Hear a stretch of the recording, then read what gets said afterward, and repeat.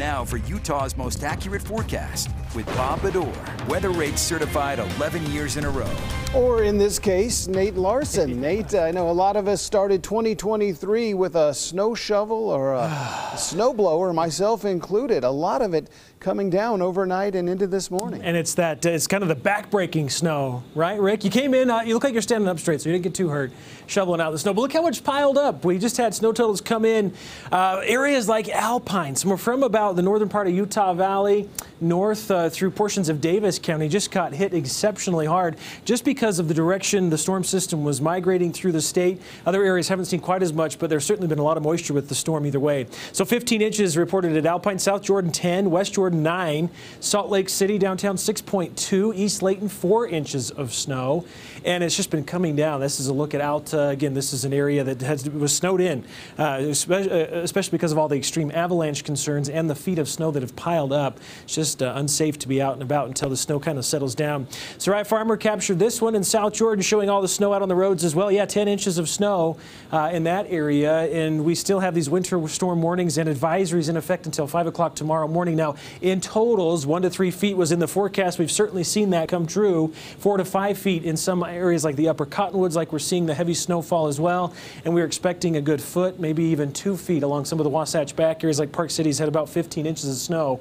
And so high avalanche danger, of course, is going to continue. So we'll keep the mountain snow in the forecast as far as into tomorrow. We also have some more storms lined up into next week. So let's kind of walk us through Futurecast. We've got this area of low pressure, the core of it right overhead currently. So we'll continue to see some wraparound moisture as it starts to lift towards the north and east. And so we're continuing to funnel that moisture around in that anticyclonic formation as it rotates counterclockwise. So we're going to continue to see some moisture stick around with another storm system coming into play by tomorrow evening. So we'll keep showers around through tomorrow morning. Could see a little bit more moisture tomorrow evening into Tuesday as this next storm system moves through, and it will generate some blustery winds as well as we move into Tuesday, Wednesday. High pressure will take in temporarily, but then yet another system could impact the region later in the week. So chances of moisture, yeah, no real threat Wednesday or Saturday, but otherwise plan on some rain and snow showers sticking around across the Wasatch Front. Overnight lows should be under freezing or just below freezing. Highs tomorrow just in the mid-30s. We're colder tomorrow as the storm system continues to push off towards the east. Slight chance of rain in St. George, 45 for the high tomorrow. Plan on 44 on Tuesday. Could see a wintry mix, if not some brief periods of snow Tuesday morning. Otherwise, a chance late Thursday with some showers Friday. Temperatures hovering near 50 degrees into the weekend.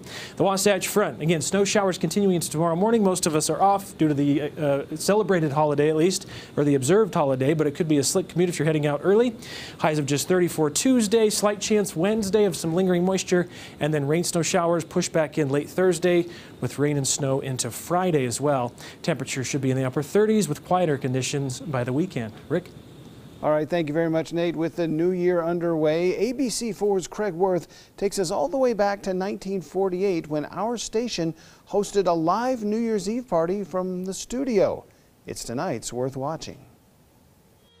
Well, in the 1940s, people had no trouble finding a way to bring in the new year, as in these photos from the Hotel Utah.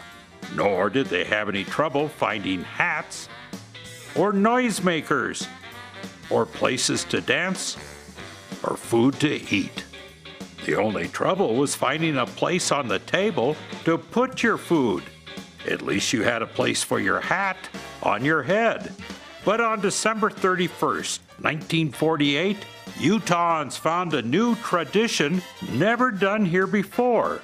It was spending New Year's Eve watching television shows all about New Year's Eve, a tradition that is now a common way to welcome in the new year.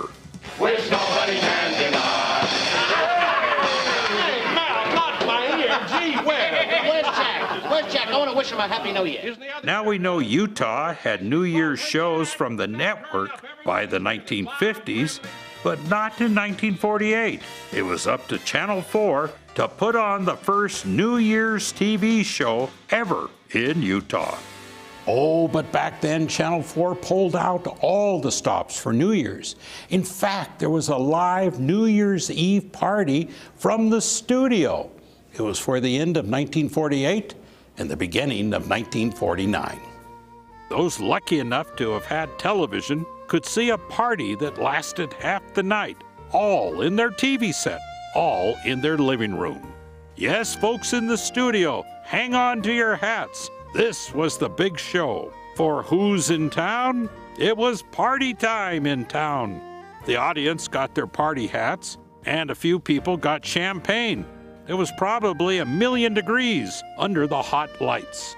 And it was a show unlike Salt Lake had ever seen on TV. It all took place in the studio, located in what is now City Creek, above the old post office on Regent.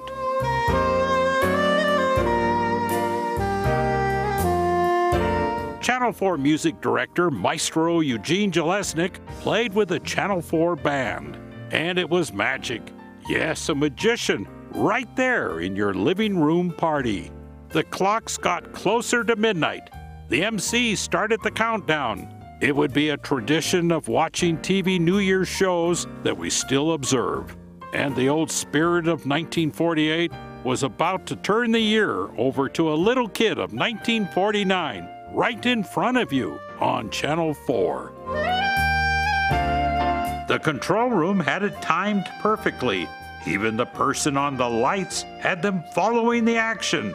And at 5 minutes to midnight, the dancers were ready. Maestro Jelesnik was playing, and midnight came. But hey, don't go to bed. However, on a side note, it is classy when your pajamas match the drapes.